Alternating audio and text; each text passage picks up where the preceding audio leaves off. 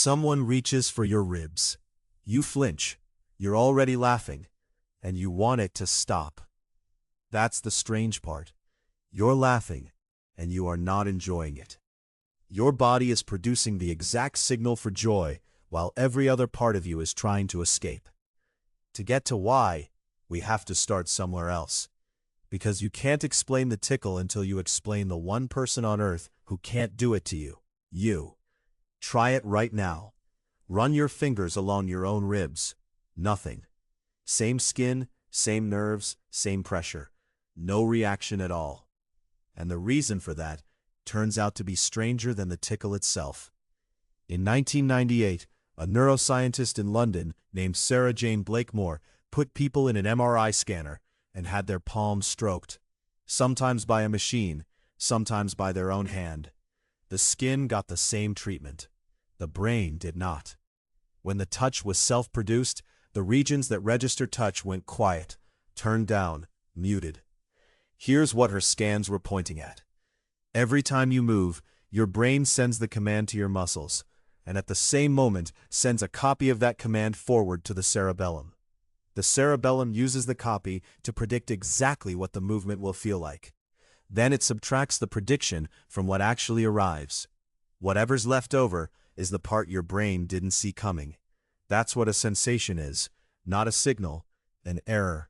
Your own touch cancels out almost perfectly. Someone else's doesn't cancel at all. Then Blakemore built the machine that proves it. A robot arm that strokes your palm while you steer it with your other hand. You move, the arm moves, the touch lands. And it isn't ticklish, because the prediction is perfect. So she started breaking the prediction. She added a delay, 1/10 of a second between your hand moving and the touch arriving. The tickle comes back. You are, in the most literal sense, tickling yourself. Same hand, same movement, same skin. The only thing that changed is that your brain's guess showed up slightly too early.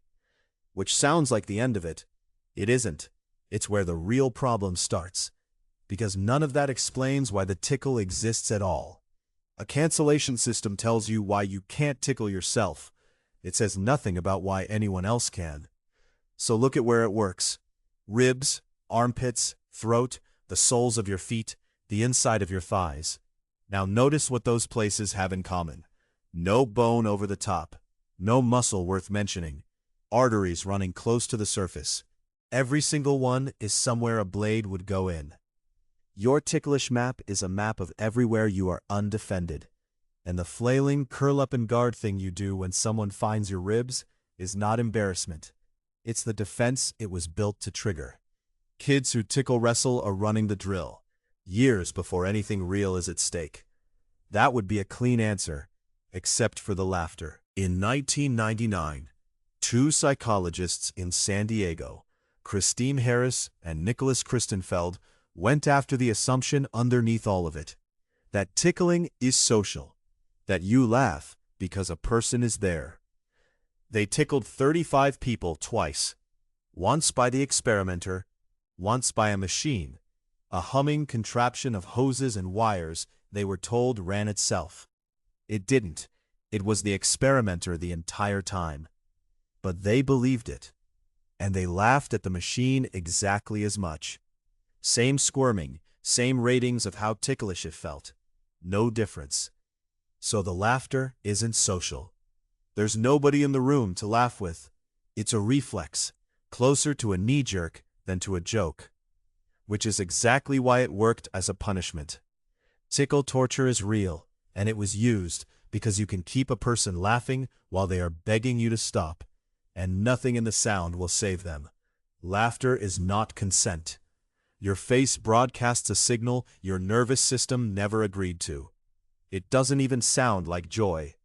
Tickle laughs and real laughs differ acoustically, and people can hear the difference. Ask directly, and only about 1/3 of people say they enjoy being tickled. But the strangest version of this isn't in humans at all. In 2016, Shinpei Ishiyama and Michael Brecht tickled rats in a Berlin lab, belly and back, and the rats lost it. 50 kHz calls, far too high for you to hear, jumping, chasing the hand for more. With electrodes in place, the team watched neurons in the somatosensory cortex fire on every tickle. Then they moved the rats onto a raised platform under bright light. The setup a rat finds stressful. Same tickle, same hands, same neurons. Nothing. The ticklishness switched off. Mood gates the entire response, which is why a stranger cannot tickle you, and why the game turns the instant it goes on too long. Last year, the neuroscientist Konstantina Kilteni laid out where this actually stands. Her review lists 5 basic questions about tickling that nobody can currently answer. Why certain body parts, why some people barely react, why we laugh, and what the whole thing is for.